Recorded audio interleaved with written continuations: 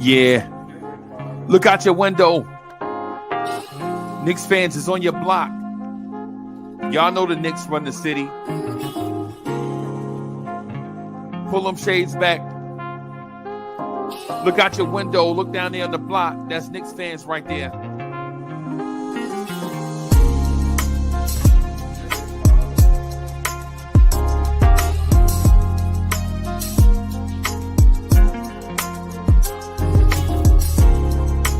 It's about that time. It's about that time of the week where you get ready for your work week with the man that is so smooth he does not require a chaser. Your main man, the real, still the real Anthony D. And your main man, Jersey's finest, the hood representative, Uncle Freezie.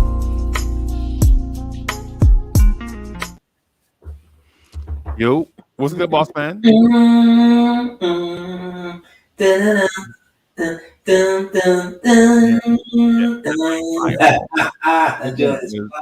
fire. Good morning, Uncle Freezie. Good morning, AD. Still, the real AD is in the building. Salute. I'm trying to the Blorange Tears family, man. Thank y'all for coming through, rocking with us on a Sunday morning. We got the 718 boys rocking on the other side. With special guests, and me and Anthony D and myself are here, and we are going to talk to you guys about what we learned from Rivalry week. What's good, boss man? There's still rivals out here. Yeah, there's still rivals out here, and to prove it, Miami took out Julius Randle last night. Yeah. It's nothing to laugh about. I don't care what. I watched that play a few times, and if you're going to take the charge, you take the charge. Right. See, as Randle is going in, he's expecting to get hit. Right. And then when the hit is kind of not there, he's kind of left in air and loses his balance totally. And in a blowout though, less than 5 minutes. I think that's when those things happen. Right. I think there's some courtesy that needs to be shown. The Knicks showed the Heat courtesy. A lot of those stat padding points at the end of the game, the Knicks could have been hammering them going to the hole, but they didn't. Right? They showed them courtesy. But Miami, that's their culture. That's the culture, bro. Well, it makes a good theater. The Knicks in Miami, going back to what seems like the age of the dinosaurs, we have not liked each other. Yeah. We've had some spirited, and I'm being kind, spirited games over the years, right. From the 90s on up, which, again, we remember what happened Game 6 last year. Right. But throughout the years, we've always had some nice, good clash, borderline thuggery play, with mixed in some good basketball play with it. But that's just what it is. That's just who we are. The Knicks versus Miami. Right. Yeah, the theater part, man, I don't care. You know what I'm saying? For me, I understand Knicks fans, especially New Yorkers, like the theater aspect of stuff, the Broadway aspect of stuff. You know what I'm saying? Personally, I'm more interested in not being entertained. I don't care about the aesthetics. I personally care about winning. That's me. I'm a little bit different from a lot of fans, and I understand that. Well, the aesthetics is always going to be there because the first thing you think Knicks Miami is Riley. No, that's not the first thing. For me, that's the first thing I think of when I hear Knicks Miami. It always go back to Riley for me. You know what I think, and this is so. I think we're probably close, but when I think about Knicks Miami, I think about how Miami came into the league as a sexy team. They were Vogue, right? And at the time that they entered, the Knicks had thugs. You know what I'm saying? So we used to play Miami and push them around all over the floor and manhandle them. And quite frankly, to be honest, no disrespect to that franchise, but when they entered the league, they were SOF capital T. I mean, they were out there with the bleach white wristbands and a long flowing hair, and dudes had the super tight wave patterns, 360 up top, and they would come to the hole, and we would try to dislocate their jaw. You mean Harold Miner wasn't getting it? That was good enough. Yeah, yeah, You yeah. mean Baby Jordan wasn't getting it? Khalid Reeves Yeah. and that group, Ronnie Cycli with the beautiful flowing hair. Ronnie Cycli. Yeah. Ronnie was the dude. Ronnie was the dude. Everywhere he went, they had to keep getting him out of town because Ronnie be bagging everybody's chicks. Yeah, man. Yeah, man. Yeah. He Yeah. moving. Yeah. And he looked like, and for those that don't know, he looked like Vinny Testaverde in the face. You know what I'm saying? He looked like Vinny Testaverde with long hair, right? So Same type of career. yeah, same type of career too. But the thing is with that, Pat Riley, I think you're right, because when Pat Riley got to Miami, all of that laissez-faire, bourgeois style NBA basketball, he threw out the window, right off the rip. Immediately. Yeah, out the rip. These guys were showing up to games in they Miami Vice Ferraris, and you know what I'm saying, to be down by 7 at the start of the fourth quarter and just give up. Bro, you down by 7 at the beginning of the fourth quarter and you give up and lose by 20. You know what I'm saying? They was like the Miami type. They might be the original young core. Yeah, yeah. Because as I'm thinking about it, names are just rolling up. Bimbo Coles. Yes. Remember that? Remember Bimbo Coles? Bimbo Coles is a big time college player. Yep. You know, again, Burton, Glenn Rice. Eventually, you know, they draft Glenn Rice, who's still one of my all-time favorite college players, and you know, once a Knick, always a Knick. He had a brief stint here. Yeah. But you know, to that point, to the Riley issue, once Riley got there, all of that stuff ceased. Out the window, bro. Out the window. It was a new culture. It took him a minute to get them, you know, where they had to go, or where they were destined to go, you know, because he's just been associated with winning, you know, his whole, you know, back to Adolph Ruff days or whatever. You know, he's just been about winning. But so that's what I think about when it comes to, you know, Knicks in Miami, is that they were able to supplant, you know, a major part of the cog in New York that had resuscitated New York basketball. Right. Because, you know, for people who don't know, Ewing was ready to get out of here. Yeah, Ewing was ready to get out of here twice. You know, three times. Yeah, but that was like the beginning. He was ready to get up out of here. He was out of here. Yeah. You know, the new you know, hierarchy at MSG. They brought in Dave Checketts, and he was like, so Checketts' first big move was Riley. Yeah. And even with Riley. I thought you were going to say Kiki Vandeweghe. No, Checketts had nothing to do with Kiki. That was 89, right? Yeah, Checketts had nothing to do with Kiki Vandeweghe. Okay. He lasted a year under Checketts, but Checketts had nothing to do with that. Yeah. I'm not gonna put that on. I'm not gonna put that on Dave. You know? Yeah, shout out to Kiki Vandeweghe, wherever he at. Yeah. So that's what I think of. But you know, Miami is just they're Miami. You know, when they see us, because if you think about it, a lot of people who live in Miami since I've been a kid to this day, they're transplanted New Yorkers. Yeah, that's true. Yeah, for a lot of years, their arena would be filled with Knick fans.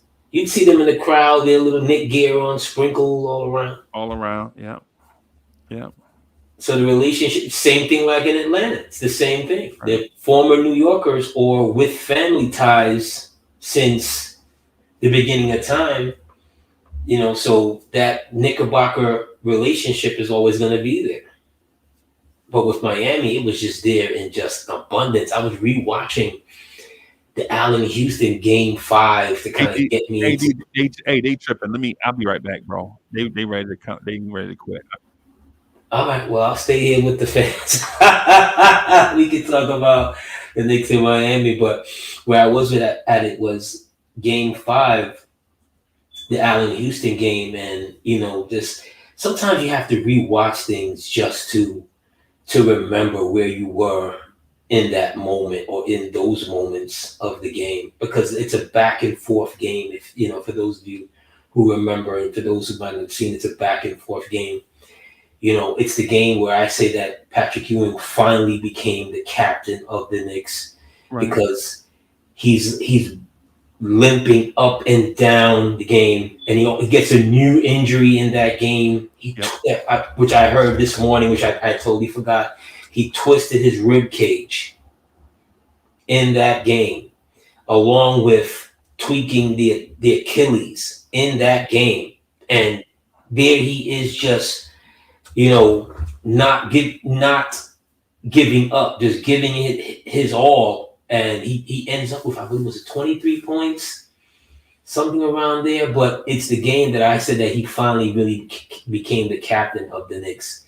Besides, Houston's, crescendo moment, which up until that point, Knicks fans weren't really sold by Allen Houston, if you remember. That's something we've never really delved into. Like, that Miami game, that Miami series, it did so much for him in New York fandom, because he was kind of like, the pretty boy kind of thing, the light skinned man. He's Al B. Shore, and he took over for a dude who was the total opposite of an Al B. Shore. Right. Besides him just happened to being, the light-skinned Fury, which was John Starks. Right. But Allen was just kind of like, hey, I'm good, But something happened in that. I believe did he have his first child on the eve of that game, or 2 days before that, or something like that, if I remember correctly? I think so. I think so. And the funny thing about this thing, bro, is when you mentioned that, all of the New York stars came back to me, and it's like we prefer a certain archetype, Yes. right? Like, all of our stars have to be below the radar, great players that don't see. Right after Clyde Frazier, bro, after Clyde Frazier, you're talking about Bob McAdoo, right? Quiet dude, very great Hall of Fame caliber player, right? Spencer Haywood, right? Dating supermodels back in the late 70s and early 80s, but to a man was just like a quiet guy. You know what I'm saying? I don't remember what Bernard King was like as a star. All I remember is posters, right? But Pat Ewing was not a Jordan-esque personality. You know what I No. mean? Allen Houston was not a Jordan-esque personality. No. Even right now today,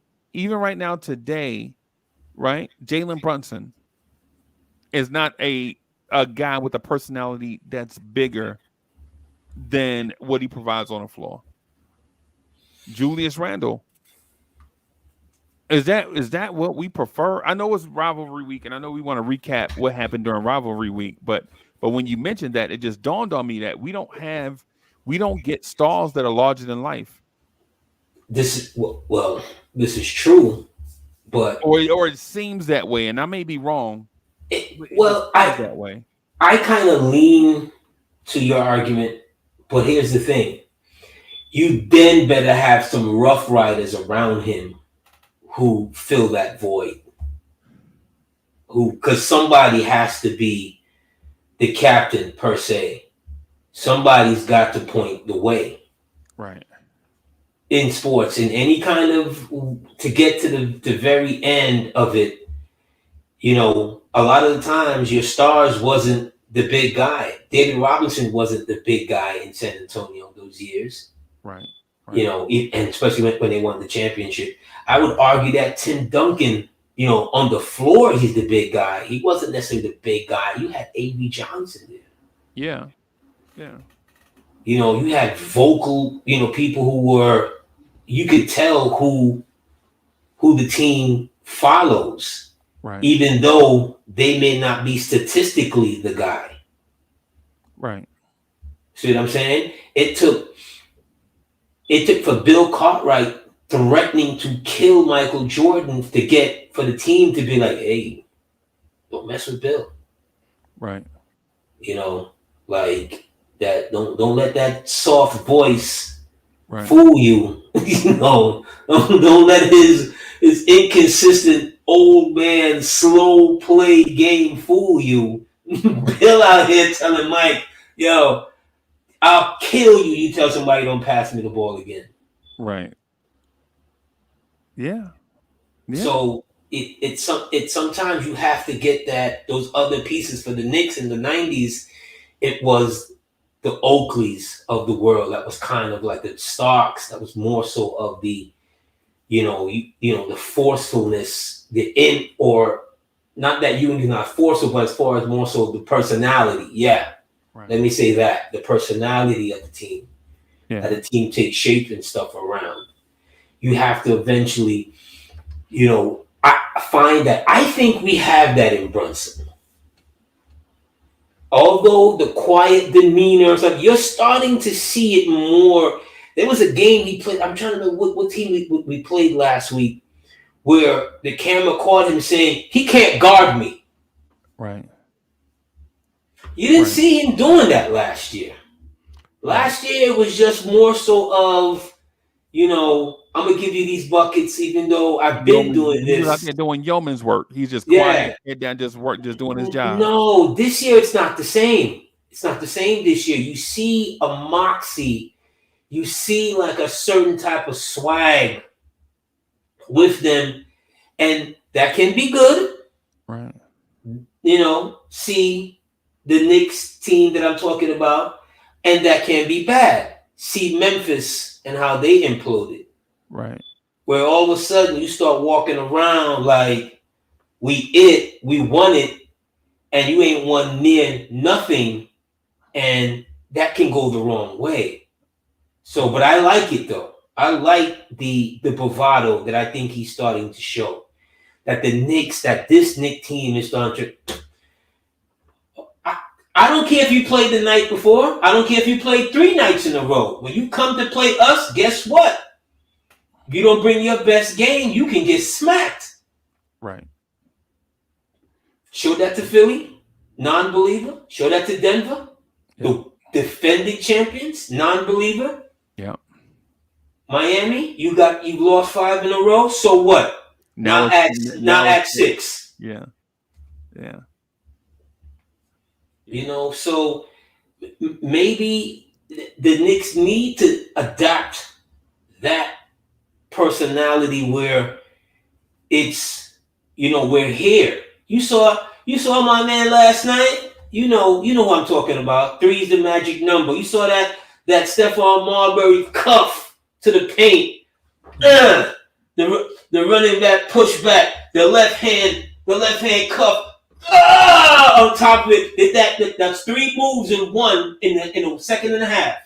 Right. Got to the lane, forearm, pushback, left hand side, bang, throw it down. Who is that? We know who that is. That's your favorite player, my favorite player. Right. Mr. Josh Hart. Yeah. Number 3. 3's the magic number.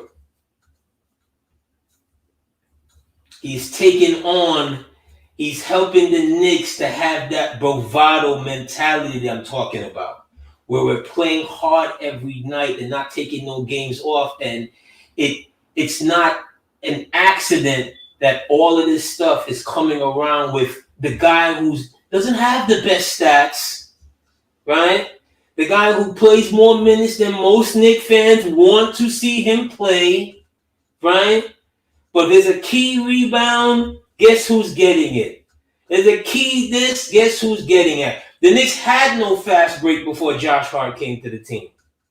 Okay? So I just want to remind fans of that. You know, when I hear these squawking ungratefulness because his salary is too much and his point production doesn't match what somebody who's playing 40 minutes a night. You know what he does? All he does is play hard. That's it. No nights off. Okay? And you need players like that to get to this sounds like a tangent. Pieces now. It sounds like a random tangent off the plantation. Absolutely. Type Absolutely. I've been meaning to get to it. I thought you were talking about Rivalry Week. And he's a part of the rivalry. No, he ain't a part of the rivalry. He's a part of the rivalry because the way how he plays he ain't a part of the rivalry. Has permeated through this team, which is not gonna let the rest of the league know what this is how the Knicks play. That man has only played 110 games with the Knicks, bro. In 2 years. In 2 years. Yeah. 110. Sounds like he's playing every night. Ooh. Sounds like he shows up every night. 110 games in 2 years. Not 4 years. Not 5 years, Zion, but 2 years. That's how you get rivalries, Freezie. You have to be playing. You have to be playing on the court to make a rivalry. What does Zion have to do with Rivalry Week? Because you have, as I'm saying, follow along with me here, young man. You have to be playing. You have to be playing to be in a rivalry. You can't be on the bench. You can't be the 12th guy on the bench screaming and you're in a rivalry. No. So is Cleveland also a rival then? No. That's not my point. That's my point. But Miami's been a rival. But the point that I'm getting at is I understand that Miami is a hated team and such. And listen, I look at Miami as a rival, but the Josh Hart, Dante DiVincenzo part, they don't have enough skin in the game to carry the load for the scars that we already have, right? You know what I'm saying?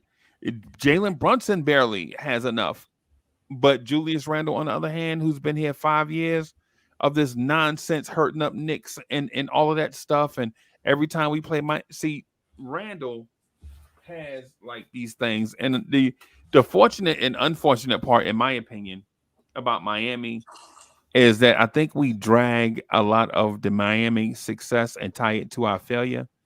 And I don't think we should do that. I think a lot of our failures as an organization is because we failed as an organization, not because Miami impressed their victories and such and all the stuff that they good. They didn't win all that stuff off the back of the Knicks. Not recently. You know what I'm saying? Well, who's the architect? Who's Miami's architect? I understand it's Pat Riley, but if that's the case, what's going to happen when we play Indiana in the playoffs? We're going to say Indiana is also a rival, right? When we play Indiana in the playoffs this year, we're going to be saying the same thing. Indiana is a rival, and we've been on two different paths for a long time. Yeah, we didn't. Yeah, but that's true. But we didn't just lose in Game 6 to Indiana. We did with Miami. Right. I mean, it's fresh. We've had those moments outside of Melo getting stopped by Hibbard. Right. We haven't had anything to talk about with Indiana. Miami. You know who's our rival right now? And I know it's gonna sound crazy, but I think our rival right now is Atlanta. Oh God. That's who I think our rival is right now at this moment. I think the Atlanta Hawks are our rival. When you hear them talk, they hate the Knicks. See, Miami hates everybody, right? Miami hates everybody, bro. Right? Miami's rival is Boston. Miami's rival is Philly, right? And then when we try to jump into that conversation, it makes us look like we're wannabes. Oh, you just want to be in this playoff contender conversation. And as a Knicks fan, you shouldn't feel that way. As a Knicks fan, you should feel like your team is on a upward trajectory to success, and we should live in that moment, right? But by tying Miami's success to Knicks' failures, I think it's kind of reaching, right? And I also say this too to the point about Miami. Um, I quite frankly think we're better than the Miami Heat right now. Right? I don't think we should even be looking at Miami. Who is Miami to look at? What has Miami won? It's not like Miami is, the Milwaukee Bucks where they've won a championship. They're not even the Toronto Raptors. Yeah, but they just sent you home last year. That's all. Right. Right. That's One all. one time. Yeah. Hey. One That, time in you 30 years you lost to you've the only Miami Heat in the you playoffs. you've only. Oh, I'm sorry, twice in the last 40 years you lost to the Miami You Heat in see, the playoffs. you only want to be nostalgic when it suits your point. No. Oh yeah, one time in 40 years. All right, all right. No, what I'm saying is that right now the Knicks are good and Miami's not. And I don't care nothing about the Heat, I right? don't care about them either. But if we're talking about is the rivalry still there, it's never gone anywhere. I think that's just evident. It hasn't. They sent us home last year. Right. They just sent one of the top two guys on our team off to at least 2 weeks, maybe. Yeah, he gonna be out longer than that, but okay. Okay, all right. So you could be out for a month with a dislocated shoulder. Yeah. Okay, that's a lot of blood in the water. Right. That's a lot. Okay. So if you mad, what you gonna do? I think if you're the Knicks, what you're going to do is you're going to just keep on churning. And on top of that, if you're Knicks management, because I believe that's what you really want to get to, is what you're going to do.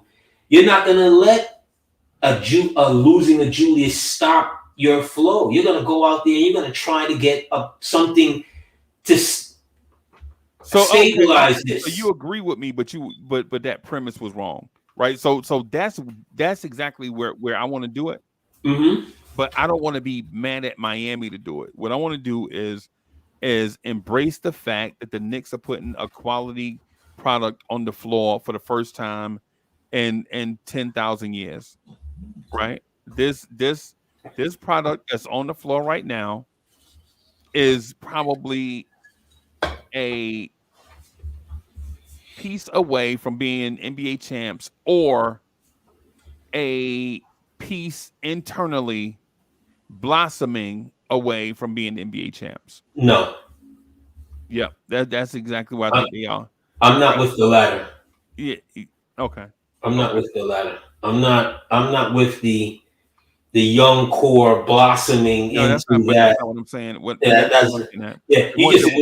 You just didn't want to say young core, so I'm gonna say it for you. No, that's not what I wanted to say. What I wanted to say is the Knicks are an OG Anunoby offense away from being NBA champs. I ain't talking about no young core. You ain't talking about no. If OG Anunoby or when OG Anunoby gets used to this Knicks offensive system and still provides great defense and provide great offense in Randall's absence, and then when Randall comes back, I think we could be NBA champs. Okay, let's go there. Randall's going to be, let's say he's gone for a month. So that means that they're going to ask more of OG Anunoby, a bigger sample size of what they would hope to get from him offensively. Yeah. It's not the playoffs yet, so this could go two ways. You understand what I'm saying? Because Randall's 25 points per game. Yeah. That you'll be losing. So what's OG right now? Yeah. What's OG right now? About 14 and 14. So your hope that he gives you an additional 4. To be fair, on average, an additional. So let's say he goes up to 18 to 19. Right? In that time span. At the very least, that should be what it's going to be. But if it's not, us as fans, all of a sudden we start looking at him like, offensively, he's not it. Because this would be the time for him to really step up in Randall's absence. Right. But you would want it to ramp up and not jump up, right?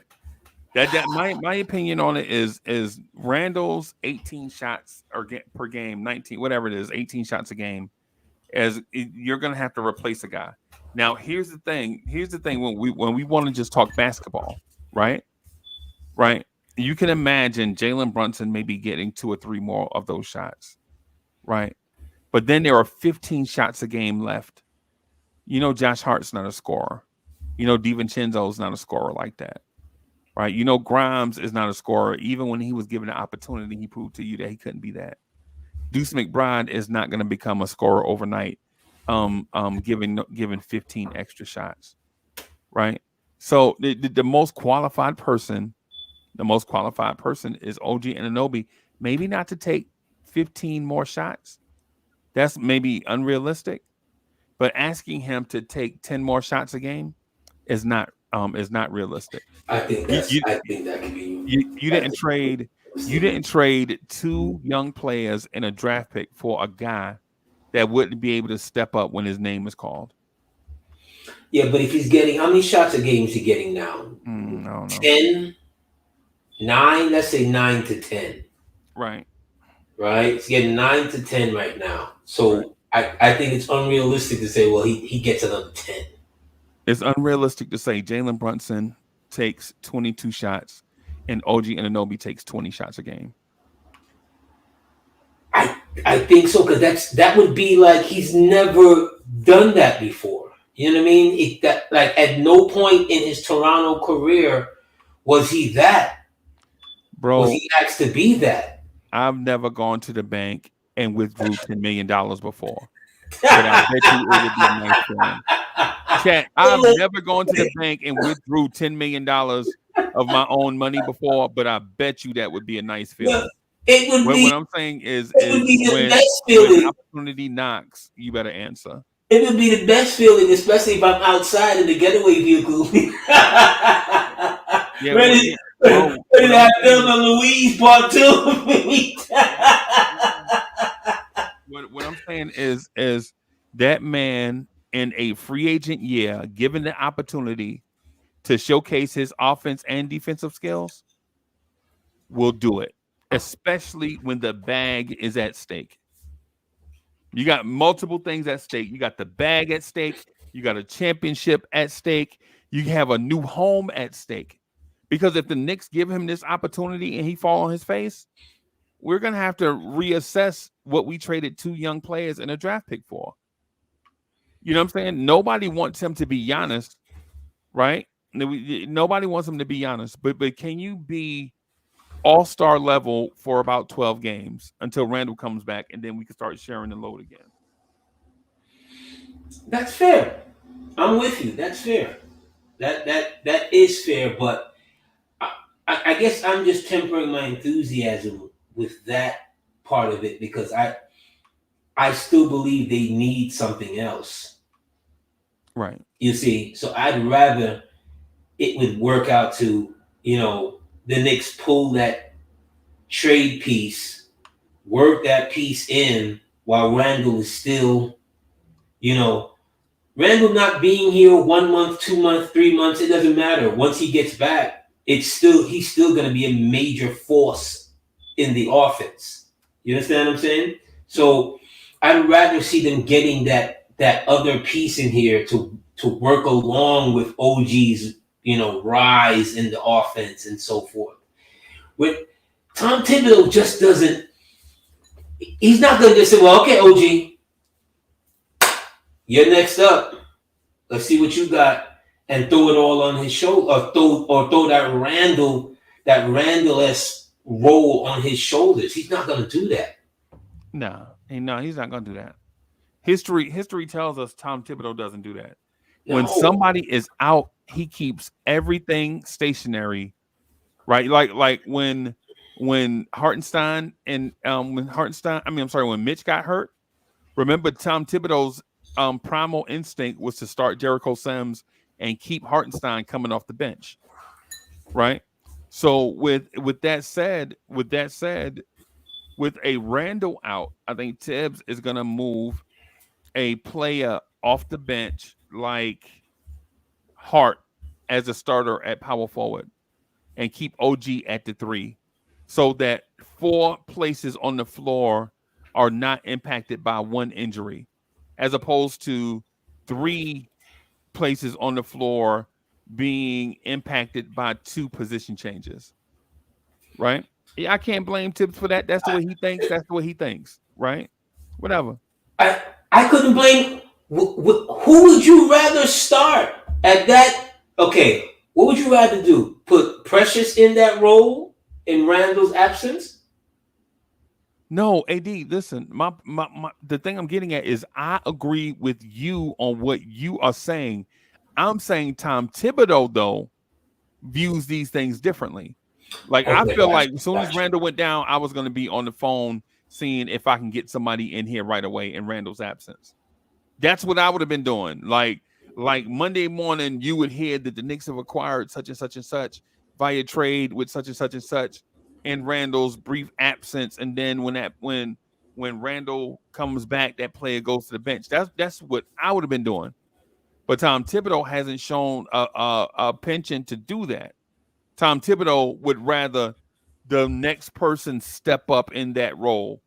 Whoever is the backup power forward on the depth chart, they're now the starter, right? I'm not gonna change or I'm not gonna move um I'm not gonna move Brunson to the two and start Deuce and then slide OG to the four and DiVincenzo is gonna be the three and then John Charles.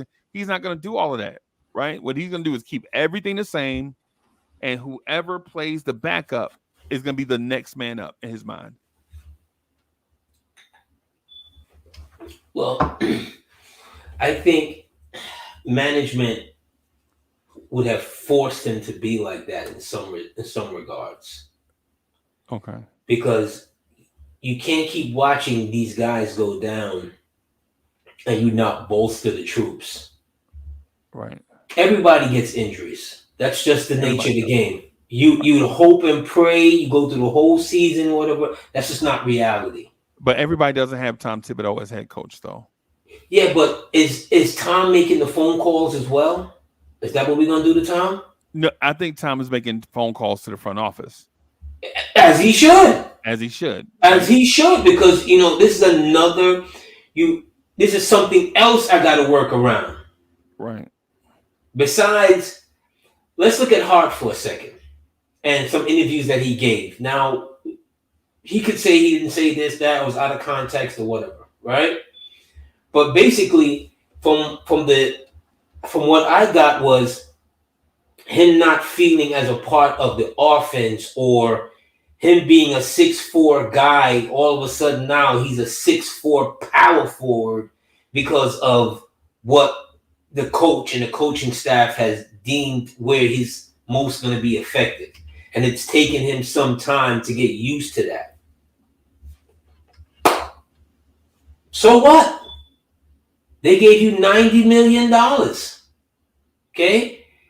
It's you probably were thinking that you're going to be in a different way, so to speak. But you've been here long enough to see how Tom Thibodeau uses guys like yourself, Right. guys who work hard, guys who are getting rebounds, guys who can run, guys who can do a little bit of this, whatever. He's going to find time for you. It's not going to be in the traditional sense. Yeah, Tibbs prefers continuity, bro. Yes. You know what I'm saying? He prefers continuity. And so the thing is with the Tom Thibodeau team, anything that's new is gonna be worked in. It's not just gonna be straight up off the rip, unless you're an OG Anunoby or Derrick Rose. Right? That's just Yeah, he's just not going to just give you the playbook like that. So right. for you as that in that Josh Hardish role or whatever, I wouldn't care how many shots I got because you know what? I'm playing a lot. Yeah. I'm playing a lot. I'm gonna somehow, some way, for the way from the style of play that I play, I'm gonna be involved. I'll be surprised. I'll be surprised if Tom Thibodeau starts Quentin Grimes at the three and move OG to the four. Right? I'd be very surprised to see him to do that because his track record has been continuity. His what we get on Tom Thibodeau on the most for is his rigidity, right? His inability to change stuff on the fly. We've been on Tom Thibodeau's neck for years for that he has an inability to change things on the fly that he feels like is working. Now, if he moves OG to the 4 and then try something that, hey man, by all means, try something new. But as a fan that has watched him over the years, I don't necessarily see him I would, being that guy to do but that. I wouldn't move OG to the 4. That's the thing. I because he doesn't give you enough rebounds. You No, know, he's not. He'll give you what? Well, how many? What's the most rebounds he's had so far in the Knicks uniform? I 8, don't know. Maybe 7, 8. He's we don't played need now him to what? rebound though. In Randall's absence, you better believe you need him to rebound. See, but and see when you say that right there, you know what that means? If you need him to be Randall, then he can't be OG.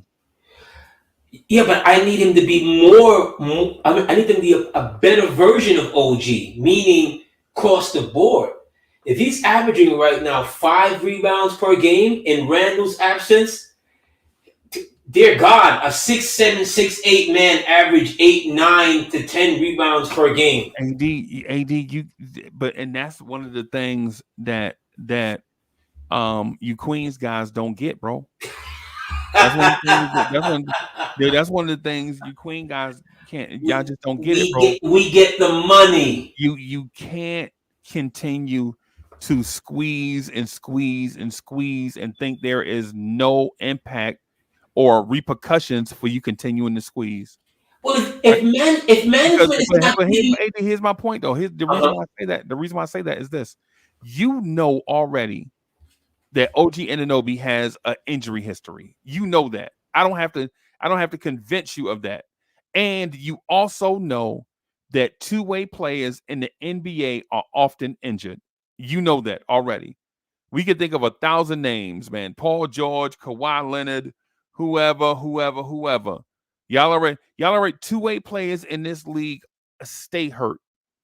And if you squeeze OG Anunoby and make him do more and more stuff than he otherwise is doing, guess what you're asking for?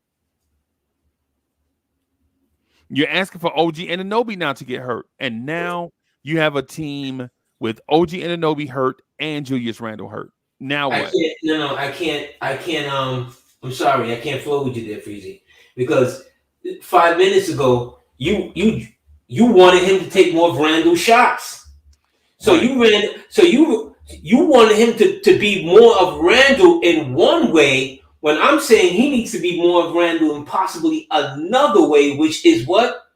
The defensive side. Hustle stuff. The You want hustle him to stuff. hustle. You want him to hustle more. You want him to play Absolutely. elite defense and then hustle more on the boards rebounding, right? Absolutely. Now, and here's the thing. Right? You want OG Anunoby to get down and rebound and be around the rim and grab more boards because he's a 6'7" athlete, right?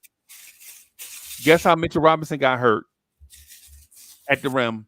Guess where Hartenstein got hurt at the rim? Guess what Randall got hurt at the rim?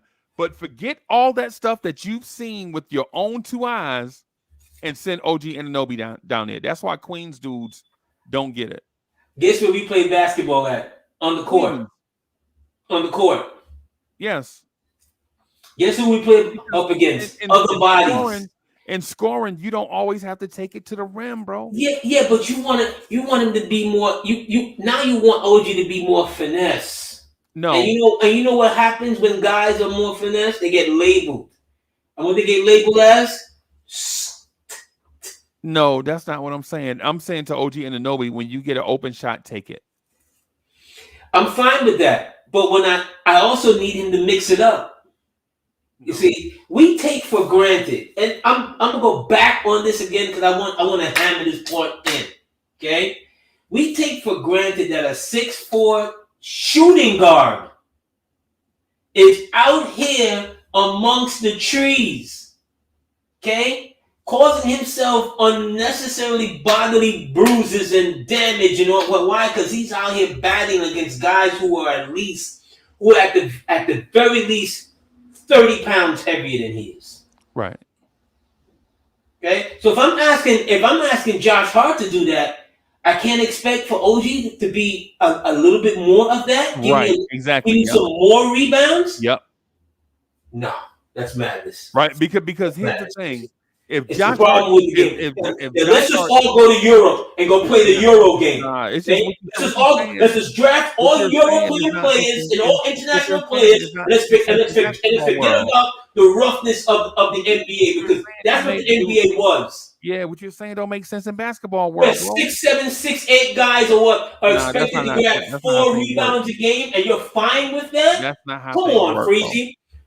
That's not how things work. So tell me, you're not expecting for OG's rebounding numbers to go up incrementally a little bit?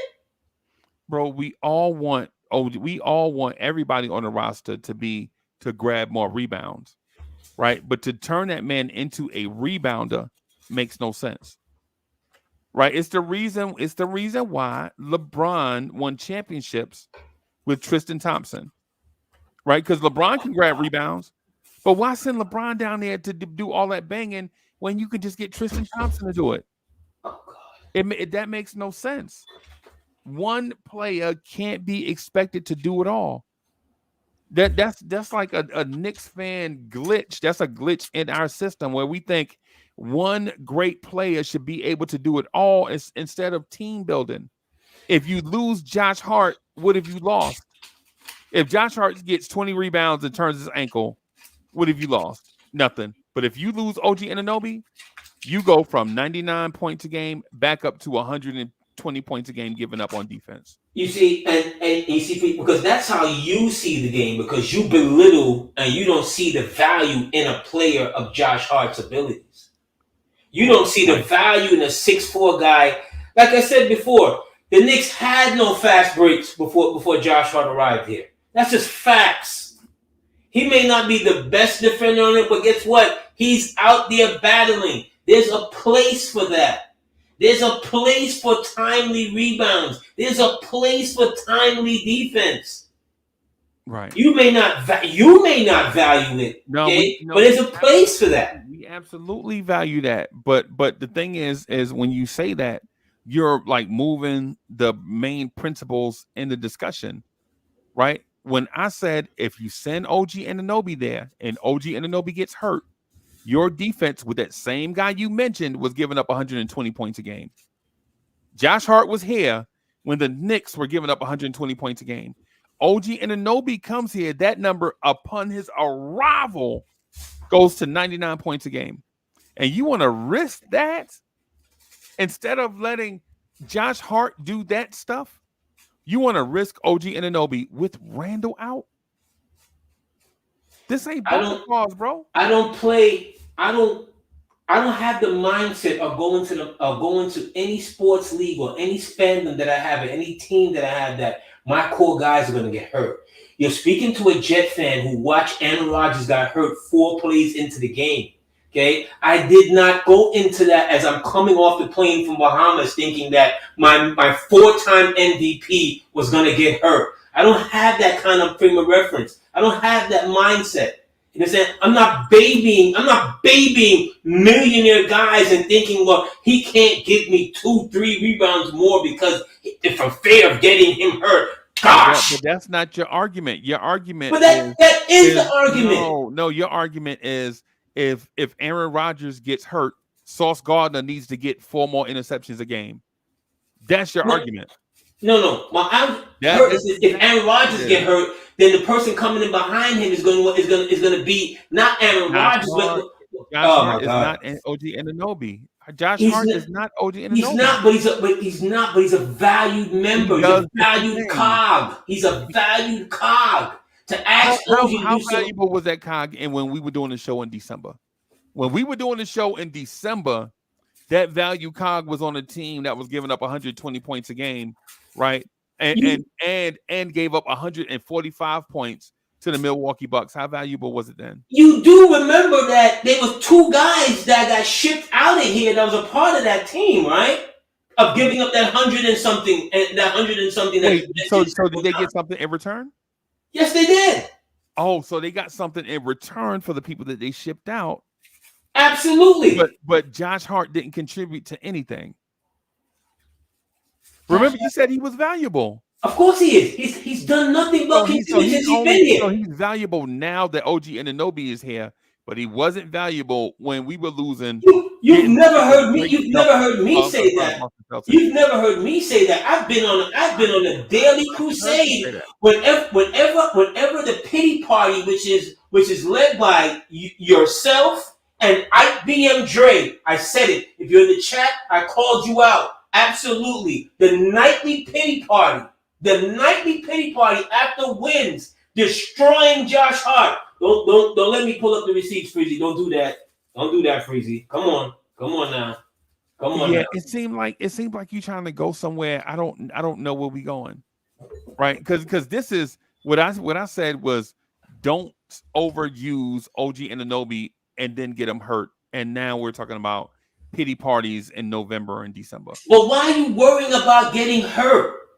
I looked up because he has a track record of getting hurt. I'm not thinking about that. I'm really not, because if you put that in the air, that will happen. Mouthful. You are not thinking about that. No. Why would you? This is sports. This is physical contact. Guys are gonna get hurt. It's a part of the deal.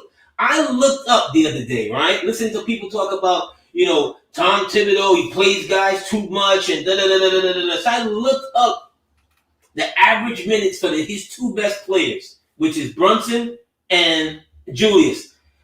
35 minutes a game the last 2 years. We're not talking. So I looked up other players of significance in Knicks history, right? Ewing played at least 37 and a half minutes a game for 9 years straight.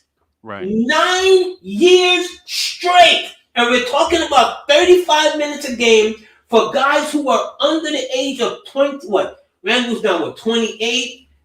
Brunson's now, 27? Guys who are under the age of 30 playing 35 minutes a game.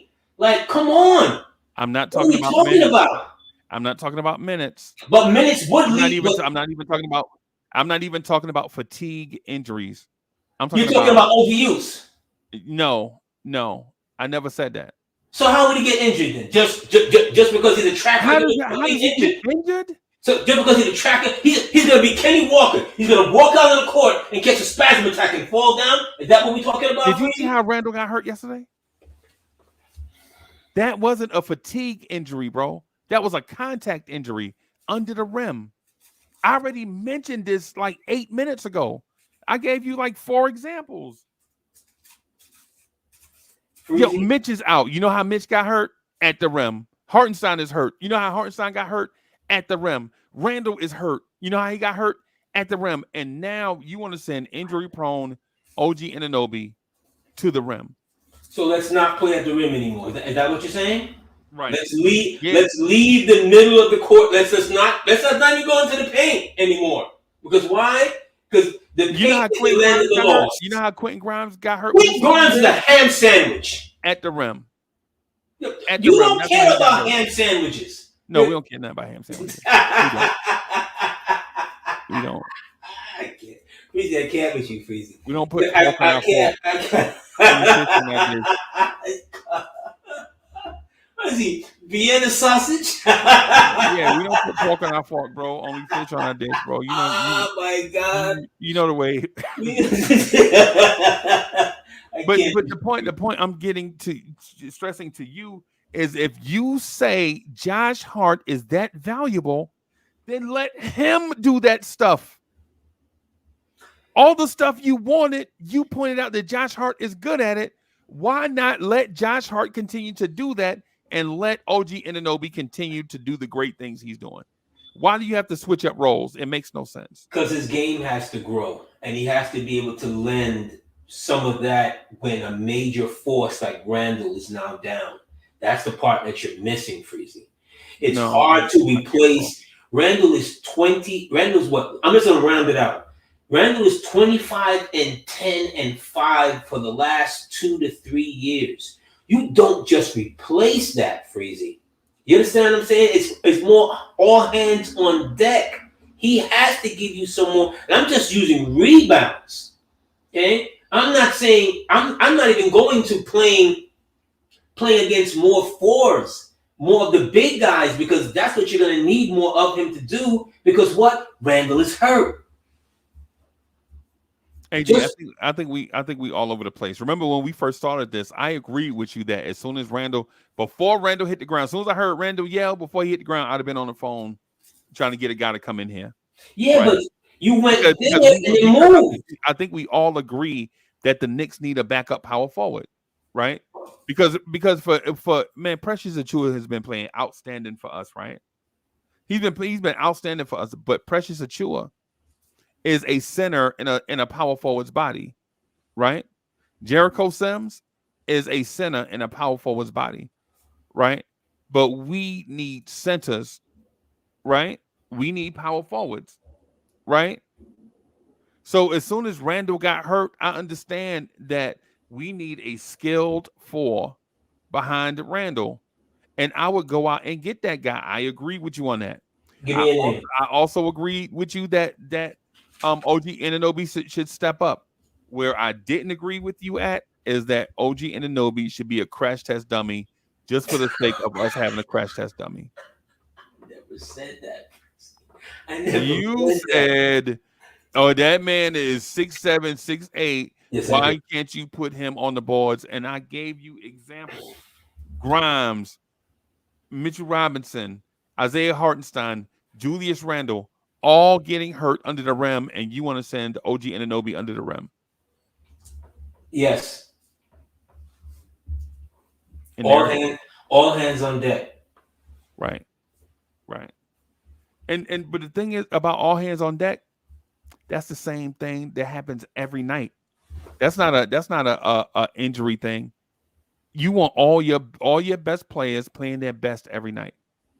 And so if Tom Thibodeau ever says it wasn't all hands on deck tonight, man, we just wanted one guy to go out there and fight that other team, then we'll fire Tom Thibodeau on the spot.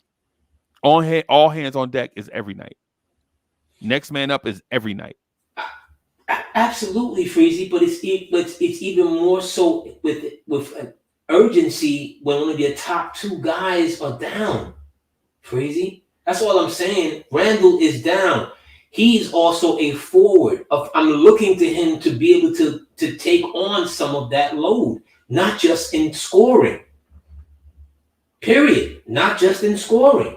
It's not. I'm not asking him to be a double digit rebounder. I'm not. It would be nice. Okay, it would be very nice. I've called for Mitch to be a double double since 3 years ago. Right. It would be Right. But we're nice talking about Josh Hart. Josh Hart's game and role is to do exactly what you say we are missing. So yes, why is it so hard to say, Josh, instead of 6 rebounds, bro, we need for you to get 8 or 9 of these things, bro. Precious, we're gonna start playing you in different lineups. Sometimes it's gonna be duplicity on the floor. Sometimes it's gonna be Sims and Precious at the same time.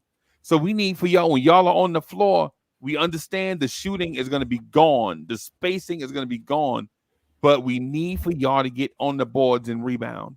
because what you're okay. Let me put it like this, Freezy. Randall's offensive game didn't, you know, come about overnight. You understand what I'm saying? His place in the offense didn't come up overnight. It's been a 3 to 4 year process. If we're just looking at OG to be like pick up more of the scoring load, he would then have to score the way Randall scores. He's not that guy. No, Not that guy with not that guy with the ball in his hand. the way Randall scores, bro. He just has to score. Because 2 points don't matter. It don't matter if you finger roll a dunk. It's still 2 points. Just add the scoring in your way. Oh, okay. All right. You don't have to do everything like Randall does it. Randall does it his way because that best fits him, right? But for everybody else on the roster, right? Like for Josh Hart, how many times you see Josh Hart pass up 3-pointers on the perimeter? Josh Hart legit leads the league in pump fakes. Josh Hart gonna make the All-Star team off because he leads the league in pump fakes, bro. That man averaged a double-double, bro. Right? He averaged a double-double in attacking fake defenders and pump fakes a game. He do that 10 times a piece. Right? Josh Hart, instead of attacking imaginary closeouts, just shoot the basketball. Oh gosh. I'm telling you, bro, there are other guys in the league that would not pass up. Josh, did you know that Josh Hart gets an A+ grade on 3-point looks? Okay. Jalen Brunson gets an F for 3-point looks, but Jalen Brunson with that F grade shoots 42.5%.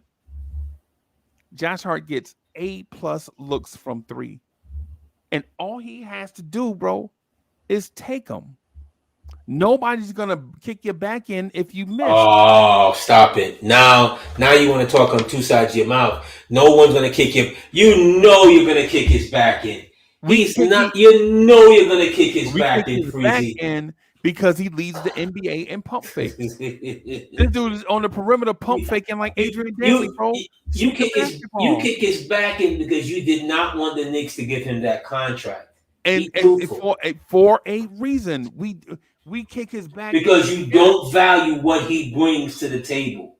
Period. No. You want him to be discount double check. You know, you want him to be a 40% 3-point shooter. It's not who he is. It's not that. If that's not who he is, then why is he in the role pretending to be it? That's not his role. His role. If that's not his role, then why is he at the 3-point line? Freezie, you put him on the 3-point line because you know what? This game is played in spaces. Right. You're always trying to spread things out to get your better. I disagree with you, bro. Because I already know where you're going. You're going to tell me that 29 NBA coaches are done. It's the reason. We put Josh Hart out there just to Freezie. It's the reason why everybody's shooting. It's the reason why everybody's shooting threes out of their minds, Freezie. Did you wait a minute? Did you just say that's the reason why everybody is shooting threes out of their mind? And I just told you that Josh Hart is the pump fake king at the perimeter.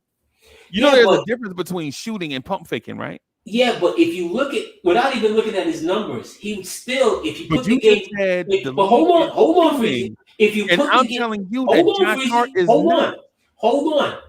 He's the pump fake king in today's game, in today's 3-point shooting, right? So Josh Hart, if I look at the numbers, let's say Josh Hart shoots 5 threes a game.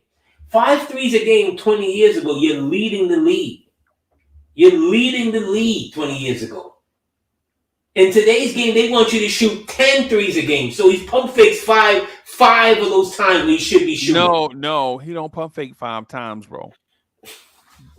Josh Hart 5 possessions. Josh Hart leads the NBA in pump fakes and attacking imaginary closeouts, bro. Like yesterday, we legit, the 3-pointer he hit at the top of the key, the man looked at Josh Hart dead in his eyes when Josh Hart caught it. He faked at Josh Hart, and Josh Hart pump faked like he was getting ready to go, and the man and looked at him. He was like, I got you. And then Josh Hart took the 3. He took the 3 and made it. He took the 3 and made it. What I'm telling you is a dude was under the rim, saw Josh Hart out there. He was like, I ain't going no way out there for no Josh Hart. And Josh Hart took the 3 and made it. What I'm telling you is Josh Hart was going to wait for that man to come from all the way under the rim and then pump fake and then jump in the lane and throw the ball back out to the perimeter, probably throw Jalen Brunson a bad pass. And that man was like, I ain't going no way out there. That's Josh Hart, man. He ain't going to shoot it no way. And then he shot it and made it.